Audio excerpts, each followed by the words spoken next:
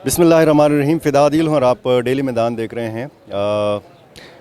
खैबर पख्तूनख्वा की निगरान काबीना के हवाले से बहुत सवालात उठ रहे हैं और एक तासुर कायम हुआ है, अवामी तासुर भी है और ये अवामी तासुर बना भी मीडिया की वजह से है। मीडिया में भी यही बातें हो रही हैं कि अरबपति काबीना जो है वो मुकर्रर की गई है।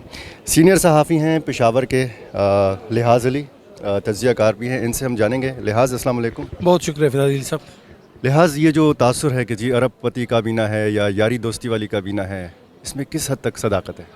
तो आप नाम देख ले, 15 के 15 नाम है और 15 के 15 आपको पता चल जाएगा। नहीं, सारे तो अरबपति नहीं हैं। नहीं, तो बाकी उन्हें असासी कुछ डिक्लेयर नहीं किए हैं, कुछ के कारोबार जो है वो वाज़ेह हैं, इसी वजह से उनके डिक्लेयर है तो क्लियरली दिख रहे। फॉर एग्जांपल बारिश इरशाद कैसर जो है उसके असासे अगर कोई चेक कर ले तो वो भी उसका भी पता चल जाएगा। बाकी जो है वो भी कोई इतने नहीं है, अगर अरबपति नहीं तो अरबपतियों के करीब ही है। लेकिन ये है कौन? बुनियादी तौर पर सबसे अहम सवाल ये है कौन। और आपने एक सवाल किया कि मनपसंद लोगों को उसको एकोमोडेट किया गया है।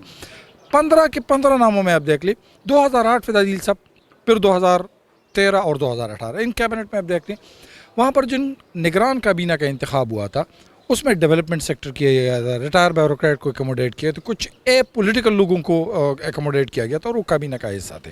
बेशक उस वक्त दौरान इंतखाबात के हवाले से सवालात भी उठते रहे, लेकिन इस काबीना तो बिल्कुल इसकी मोर देन 80% प्रो PDM है। यानी या तो उसका भाई खड़ा था या उसके वालिद साहब JUI के मेंबर थे या उसके माजी में वो PMLN का मेंबर था या उसका कोई कज़न मेंबर है। तो ये बुनियादी तौर पर वो सवालात है जो इस वक्त निगरान काबीना के हवाले से उठता जा रहा है। मैं बता लिहाज नहीं लिहाज, PTI ने तो कहा है कि हमने नाम दिए ही नहीं है। ये तो PTI का दावा है, लेकिन PTI ने नाम दिए, 8 नाम दिए थे। उसने कहा था कि इसमें से तकरीबन 5 से लेकर 6 तक अफराद को एकोमोडेट कर ले। ये जो इरशाद कैसर है ये कहाँ से आई है? ये बाकायदा तौर पर पाकिस्तान तहरीक इंसाफ से दिया गया नाम है। मैं सिर्फ ये बताइए, जो शाहिद खटक है जिसको लोग अवामी नेशनल पार्टी का बताते हैं, ये बुनियादी तौर पर परवेज़ खटक के खाते में गया है। जो खुशदिल खान मलक है वो परवेज़ खटक के खाते में गया है। तो अब अगर पाकिस्तान तहरीक इंसाफ PTI और परवेज़ खटक को अलहदा करना चाहती है ये अलग है, लेकिन ये 3 नाम कम अज़ कम परवेज़ खटक के खाते में उसको एकोमोडेट किया गया। तो बाकी आप अंदाज़ा लगा सकते हैं कि कहाँ से। हाँ, ये ज़रूर है कि उनको मैंने बताया कि 8 लोग दिए गए थे, उनसे वादा किया गया था कि 5 से लेकर 6 तक एकोमोडेट किया जाएगा। 5 से 6 की एकोमोडेट करने के बजाय उसमें सिर्फ 3 को एकोमोडेट किया गया है। और तहरीक इंसाफ इस पर तनकीद भी कर रही है। तहरीक इंसाफ हमेशा से तनकीद करती आ रही है और ये उसका आपको खुद पता है। मुस्लिम लीग नून को एक बंदा मिला है। नहीं, मुस्लिम लीग नून की 2 बंदे हैं। एक जो सूर्या साहब है वो भी प्रो PMLN है, आपको पता है। इसका भाई जो था वो MP रह चुका है PMLN के टिकट पर। और जो दूसरा है इस वक्त मोहम्मद अली शाह साहब, तो मोहम्मद अली शाह साहब जो है वो डिस्ट्रिक्ट नाज़िम सवात रह चुके हैं 2015 से 19 तक, तो वो भी PMLN के है। पीपल पार्टी की जानिब से आपको पता है शफीउल्लाह खान जो इस वक्त पीपल पार्टी के सूबाई सदर है, नजमुद्दीन, उसके कज़न हैं, उनको एकोमोडेट किया गया। और इन सब की नामों की मंजूरी बाकायदा तौर पर कहीं मरियम नवाज़ ने दी है, तो कहीं पर जरदारी साहब ने दी है और कहीं पर मौलाना साहब ने दी। फॉर एग्जांपल खुद आपको पता है कि इस वक्त जो मंजूर अफरीदी है उसके नाम की ज़ाती तौर पर जो मंजूरी है वो मौलाना फजल रहमान साहब ने दी कि उसको एकोमोडेट किया जाए। तो आप अंदाज़ा लगा सकते हैं कि कौन कहाँ से है। और मुफ्ती मंजूर अफरीदी नहीं, मुफ्ती ना नहीं, सिर्फ मंजूर अफरीदी साहब जो है। ये बताइए लिहाज कि आपने देखा होगा कि इसमें रिश्तेदारियाँ भी हैं, यारी दोस्ती भी है। जो ताजरों की सियासत होती है उनमें जो सरगर्म लोग हैं वो भी आज निगरान काबीना का हिस्सा हैं। गुलाम अली साहब आपको पता है ऐवान सनत हाय तिजारत वफाकी जो था वो उसके सदर कई साल तक रह चुके हैं और अभी तक आपको पता है कि उनका इंतखाब उसी के ग्रुप से होता है। प्रोविंशियल जो चैम्बर ऑफ कॉमर्स था उसके लिए भी बाकायदा तौर पर उनकी कारोबारी शख्सियत है। और अभी थोड़ी देर पहले जब वो यहाँ पर बैठे हुए थे तो उन्होंने खुद बताया था, ये जो फजल इलाही साहब है इसको बाकायदा तौर पर उन्होंने सिफारिश की थी कि नहीं मैं इसको एकोमोडेट करूँगा, और बाकायदा तौर पर उन्होंने उसको एकोमोडेट करवा दिया। हालांकि वो एक किस्म से एपॉलिटिकल शख्सियत है, लेकिन उसके गुलाम अली साहब के साथ तल्लुक़ात है। अब ये जो अदनान जलील है हाजी अदील साहब का बेटा, खुद आपको पता है कि ये अवामी नेशनल पार्टी की जानिब से नामजद किया गया था, लेकिन इसके ताल्लुकात गुलाम अली से बहुत ज़्यादा है, करीबी शख्सियत है। अमूमी तौर पर आपने गुलाम अली और इसको हमेशा इकट्ठी ही देखा होगा। तो ये काबीना इस तरह से नहीं है। और एक और सवाल है, इस हुकूमत को जो तहलील हुई है उसको तकरीबन 5-6 दिन हो गए हैं। 5-6 दिनों में वज़ीर आला हाउस की जानिब से रोज़ाना एक हैंड आउट जारी होता है। उस हैंड आउट में बुनियादी तौर पर जिम्मेदारी होनी चाहिए कि خیبر پختونخوا میں جو انتخابات ہوں گے ان کے انعقاد کے لیے کیا تیاری کی جا رہی ہے. ہمارے وزیر اعلیٰ صاحب جو ہے وہ پن بجلی منافع میں پنسے ہوئے ہیں, امن و امان کی صورتحال دیگر اس چیز میں یار انتخابات کرنا آپ کی ذمہ داری ہے. آپ سابق حکومت اور آنے والی حکومت کے درمیان ایک برج کا کردار ادا کریں.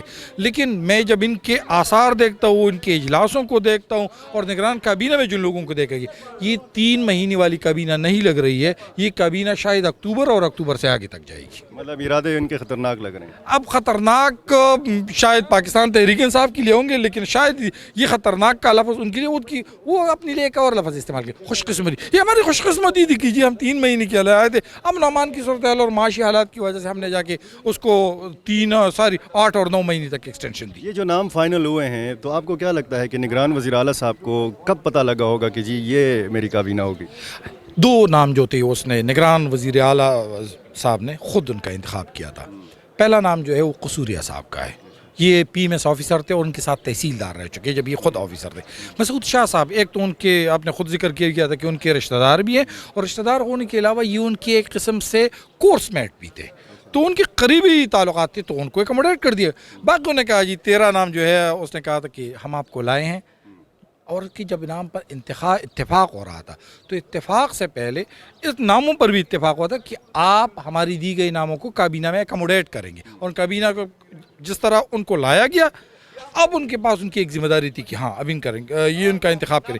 کابینہ میں کچھ نام پی ڈی ایم کی جماعتوں کے, کابینہ میں کچھ نام پاکستان تحریک انصاف کے, اور کچھ نام اہل دانش کے.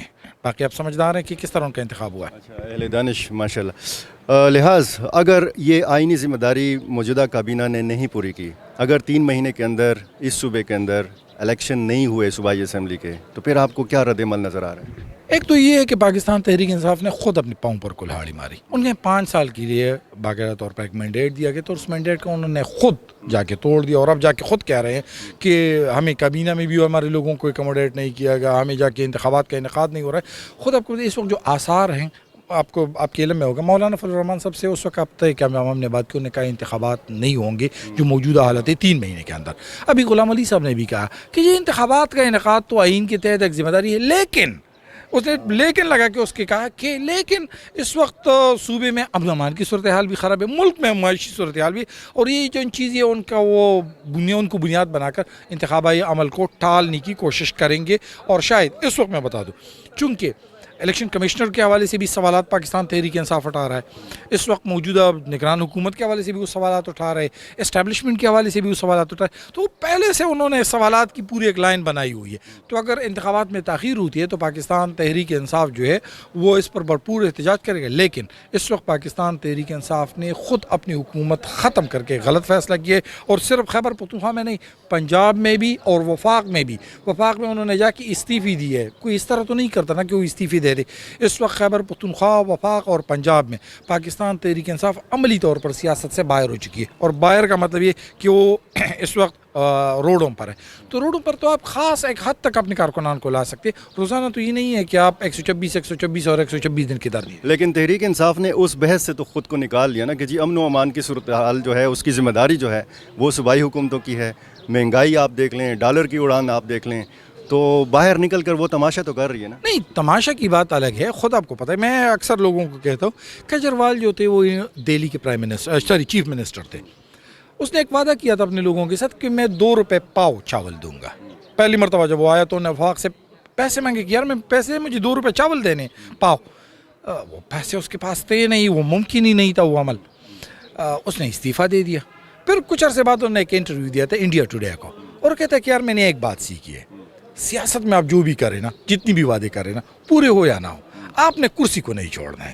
پاکستان تحریک انصاف نے سب سے بڑی غلطی یہی کی ہے کہ انہوں نے کرسی چھوڑ دی. عملی طور پر اس وقت صاحب اختیار پی ڈی ایم ہے, اور وہ جا کے آپ کو خود پتہ ہے اس شیر شاہ سوری پل کے قریب احتجاج کا کیا مقصد ہوتا ہے, اور اس اسمبلی کے اندر احتجاج کا کیا مقصد ہوتا ہے. اس کا احتجاج کور کیا جاتا ہے, پوری میڈیا اس کو کور کرتی ہے, لیکن بدقسمتی سے پاکستان تحریک انصاف نے خود فیصلے کر دی.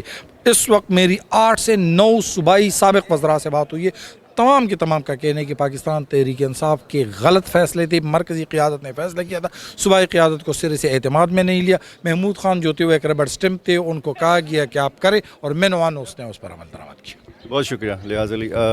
جو ناظرین صوبے کی سیاسی صورتحال ہے اس حوالے سے ہم مزید بھی آپ کو اپڈیٹ کرتے رہیں گے, اسی طریقے سے اپڈیٹ کرتے رہیں گے. ہمارے ساتھ رہیے. بہت شکریہ.